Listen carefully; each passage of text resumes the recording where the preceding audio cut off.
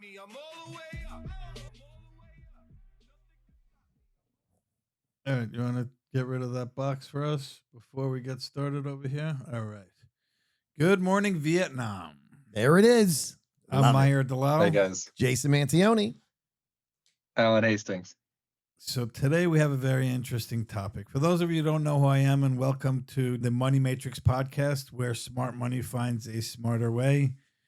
I'm one of the principal founders of M-Bank, Mortgage Bank of California. We specialize in non-QM financing, loans for self-employed people, entrepreneurs, investors, independent contractors, anyone who makes money, who has money, but don't necessarily have tax returns or doesn't want to go through that craziness. That's what we specialize in: purchase, refinance, cash outs, second mortgages, you name it. The traditional banks that make those particular people feel uncomfortable when they walk in, we make you feel comfortable when you get here. Also foreign national. We do a lot of that. That is Jason's specialty. All right. So, Alan, what do we have today? Because this is pretty scary. This is tonight's actually topic is terrifying. The reality is it's terrifying. Whether you're an investor, you're an entrepreneur, you're planning any major financial move based So on the inflation, basically- based on these inflation numbers that we have, we don't even know if they're true. Our big worry is there's this Wall Street Journal article that came out, a total bombshell. The Bureau of Labor Statistics, which is the government agency that gives us inflation data, it's what drives the market. They'll give us unemployment, inflation, jobs. They're the people who tell us how the country's economy is doing. How CPI is doing, how PPI is doing. Consumer price index basically means how the consumers are dealing with the cost of goods. And producer price index is how the wholesalers are dealing with the price of goods. Based on that, Correct. volatility determines how the 10-year bond will trade and ultimately mortgage rates and everything. The entire domino effect starts with the BLS and their numbers. It turns out this Wall Street Journal article just blew the lid. Basically, nearly 30% of April's data from all the BLS reports was acquired through unreliable estimation methods. So let me just normally- clarify something. The way the BLS works is as long as you're 16 years old and you can drive, you have a job. You don't need any other anything. The concept is when they check, they send people to every city that benchmarks. What's the price of milk? What's the price of bread? What's the price of food? They have a list of everything.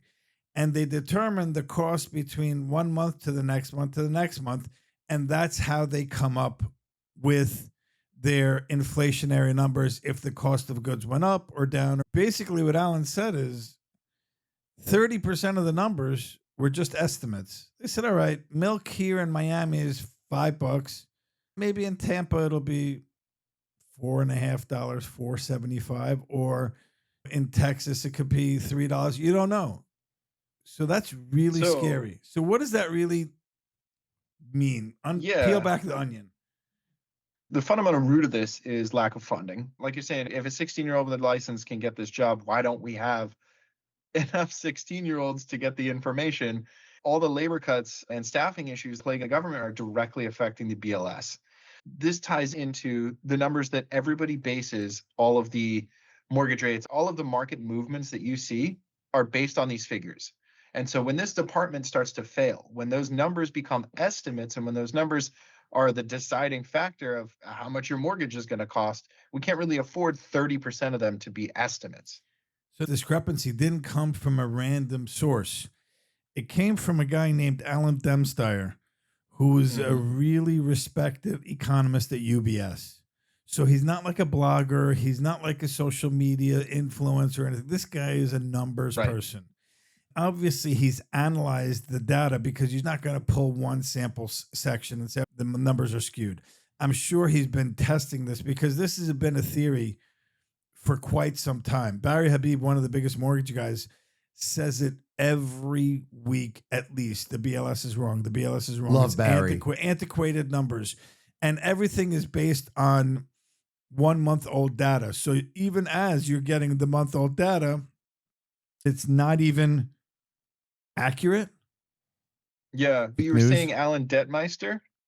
He basically said This is twice as high of a estimation window. Basically, they always have some percentage that they have to estimate. This is twice as high as an amount of estimation as any month in the past 5 years. And in the last 20 years in his experience in the business, he's never seen data degradation at this level. Crazy. Two cities specifically, one in Utah and Buffalo and New York, they didn't even go. They didn't even check. They just said, Nope. yeah, we're just going to use these random numbers. I hate to be cliche, but is it like fake news? I don't know if it's fake news, but it's bad news. Yeah. Because no at the end of news the there. day, think about it. The problem is they come back and revise their numbers. So they'll post something and then revise the economic numbers, the job numbers, and it affects the markets. So you're going in, making financial decisions, the Fed. They're looking at this and saying, all right, economy is going well. Everything's going well. President Trump is now looking at the economy saying it's 2.3%. We're almost at the 2%. Are we really? Yeah. And today he just posted, listen, you're behind. Europe has cut 10 times already, cut a whole point, rocket fuel the market. We really don't know now. With this, now you really don't know So- what to Yeah. do. Question for you. How impactful, and I know the answer to this, but I want you to really spell it out. How impactful are the numbers when they come out, and how impactful are the revisions? Because you're saying the BLS makes revisions to these numbers. What are the impacts of the initial number, and what are the impacts of their revisions? Great question. I can't even tell you. Everyone sits at their desk waiting for these numbers to come out. Every single one of the jobs numbers, the CPI numbers, the PPI numbers. And depending on what happens, the market goes up or the market goes down. It's an immediate reaction. Now, in the non-QM space, we really didn't have such rate volatility on a day-to-day basis because it was more of a stable market, because these are Right. longer term type of sales through securitizations. And it's based on a blended rate of all different types of products. Whereas your regular traditional financing is much more rate sensitive. That's more in specific rates, specific buckets. So now we're seeing the non-QM market being very reactionary as well because of what happens. Perfect example, ADP numbers came out.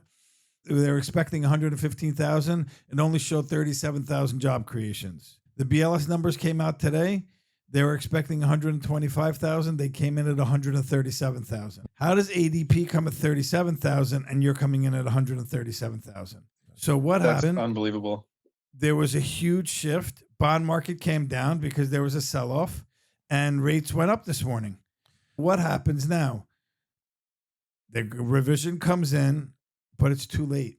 You're never going to pick up what you lost. It's always catch up. It happens every time. I remember one time there was a jobs number where it blew out expectations. It didn't even make sense how the numbers were so high. And the bond market was down almost 60 basis points. And that was equivalent to about 3/8 to a half a point of movement on the rates. And Right. literally the next month, they're like, oops, sorry. We actually overstated it by 60,000. And it would have been actually a loss of jobs, which would have been better for the job market, bond market. So that's really scary. So here comes the question, Alan. If you look at the stats, how often are they revised? It depends, right? So they revise monthly, and then they also revise annually, and then I believe they also revise every 5 years. So every single month, they potentially can revise the last 10 to 12 months of data, and then every February, it's a 5-year adjustment. So I have a question for you as well. List an example of 60,000 jobs discrepancy. How does that figure get revised? Is this, hey, we just didn't finish counting in time? What does the revision mean? I gotta believe that they're go back to the data because they always have to check because that's part of their protocols and procedures. When they go back and check and realize, oh, these people didn't check in or we missed this, but when you're missing by 50, 60,000, that's tremendous. There is something definitely flawed in that method. And it's such an antiquated method because it's really not even, it's a birth death model. So it's based on how many births there are, how many deaths there are. They're going to equate, okay, these are the number of jobs that potentially could be created. And if you're looking at the different job forums like Indeed and People post multiple jobs, especially with remote locations. Sure. If you're showing job openings, you could have the same Yeah. company for the same position have 12 different jobs posted in each area because it's a remote position. But that counts 12 different times. I just did a little looking up. The initial numbers that the BLS releases on average is only about 65 to 70% of the survey data for that month. So later on, after a month has gone by, they've received the late responses, which can equate to up to 85%. And then 2 months later is usually when they expect 97 to 100% of the survey data. So they're asking the questions for companies, but only 65 to 70% of those responses are in when we get the initial numbers. They're still missing 30% of the market when they release the numbers to us. And that's why it's always being revised. What's even Right. crazier, you know how they estimate the rents, what's happening with that? That's Mhm. also not an accurate way. They just call up people and say, hey, if you were to rent your home, how much would you rent your home for? That's what they're going by? Yeah. And then they That's say, crazy. all right, I think my home's worth 25. All right, 2,500 is the number. And that's the basis and the baseline that they use in all of their calculations. So Yeah. it's such an antiquated process. But now really think about this. You have huge hedge funds that are also data dependent on this, even though they know their data is better than the BLS, but their data doesn't move markets the way the BLS. They don't. Why would No, they give away this? some of them share, but they have projections and they say, "Oh, we expect inflation to be this, that, and the other." Major markets, major players, financial institutions are betting inflation's going down. That's the trend. But the way it's looking right now, we don't know what it is. So this has severe impact on the mortgage market, the real estate market for sure, because the cost of food is fine, whatever. But these are probably one of the largest decisions you'll ever make in your life. Now, if you really look at it from a perspective of what does this mean to an investor? What does this mean to someone coming in here? If everyone's expecting rates to go down and inflation inverts because these numbers are all wrong, then what happens? Yeah. Anyone who was waiting for rates to come down to buy, now rates have shot up. And they missed the boat. And now it prolongs the turmoil we're in right now. In addition to, people can't really time anything anymore. That's really what That's it the comes big down problem. to. Think about that. If you have people right now in Canada, specifically that are looking to come down here, and their only thing is rate. And what have you been telling them? Yeah, the rate will eventually come down. Do not worry about the rate. In my opinion, it's a buyer's market right now. You say you're going to buy a property at $500,000 right now, and the rate is a couple of percent points higher than it potentially will be in 2 to 3 years from now.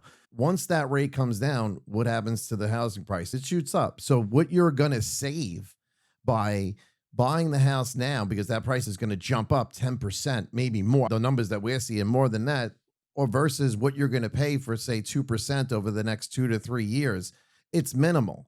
A lot of our investors and a lot of the people coming out of Canada see that and want to get that property at the price it's at now. They don't want to wait. They know they're going to have to refi 2 to 3 years down the road. They see it. They know rates are going to come down, so they're buying. But yes, you do get those people that are stuck on the rate. What happens if that rate goes up? They're waiting for this rate to come down. Home prices are still going to be the same. So that home that was affordable in the sense of it made sense as an investor, it cash flowed, because we did a whole analysis. And that's something we're going to talk about in the next couple of segments. The markets, we spoke about what they're really looking like from an investment perspective. You can't even determine really what's going to happen. So what's the message? What are you going to tell your clients, Alan? Actually, this is interesting because I'm going to round back to the answer. These revisions follow a pattern in general. The BLS generally revises job numbers up. Historically, the Federal Reserve Bank of Philadelphia found that the initial BLS job estimates from 2021 and on were on average significantly understated by about 1.1 million jobs cumulatively per year. So in today's market, the last 2-3 months, this has been critically different. The BLS has revised job numbers downwards. So estimating movement in the current climate is not what we are used to. Inflationary numbers like the CPI are almost never revised. So if you're looking at this from a inflation versus jobs market, it's only going to get, in my opinion, it's only going to get worse on the job side, which means now would be your opportunity to buy.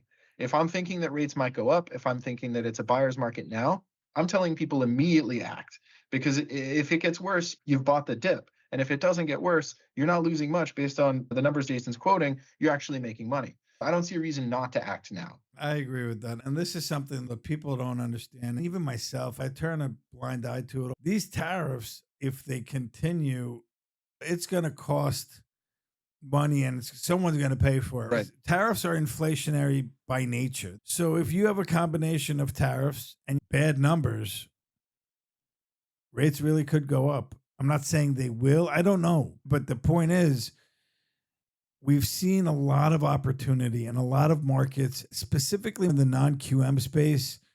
We've seen significant activity versus the general market where loan and purchase applications are very rate sensitive. They're down when the rates go above 7, and then the minute they go below 7, they pick up a little bit.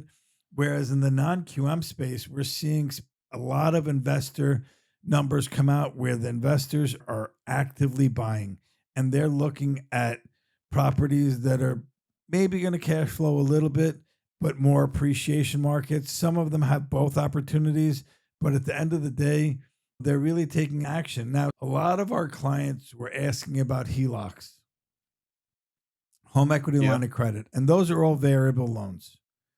And the difference between second loans and HELOCs. So if we now do a direct comparison and direct correlation here, what's going to happen if rates go up and you have a HELOC? Your payment's going to go up. So if you're looking to take out a line of credit or a closed-end second, now more than ever, the closed-end second makes more sense because it's a fixed rate. You don't have to worry about adjustments or anything like that. Safe to say? The lock is critical. The lock is 100% critical. I think that if you're gambling now on the market, especially now, like even if all these BLS things are coming out, taking risks on an arm right now, that I would say you're being silly. That's for sure. Yeah, and I'll tell you, I got some shocking news that will really rock the boat about the construction industry as far as labor is concerned. And we'll get to that when you guys are ready. No, we're ready. Go ahead. It's shocking news. Here it is. We saw mixed signals today with the jobs report with the 139,000 jobs. Now, let's just gear over to the construction side of it. We have a major shortage of labor in the construction industry. Somewhere around 450,000 jobs. And I'm not talking about guys that are walking around the job site, picking up paper and putting some garbage in the dumps. I'm talking about skilled trades. Wow. Okay. 450,000? 450,000 throughout the country. And you don't even want, and forget about how many homes are projected to get built that will not get built if we don't fulfill this number. So in 2025, we need to hire 450,000 skilled workers. Although over the past few years, it has become more plentiful and we have younger guys joining unions and going to trade school, we still have that problem with these jobs needing to be filled. So according to like the ABC, which is it's the Associated Builders and Contractors, basically it's non-union construction companies.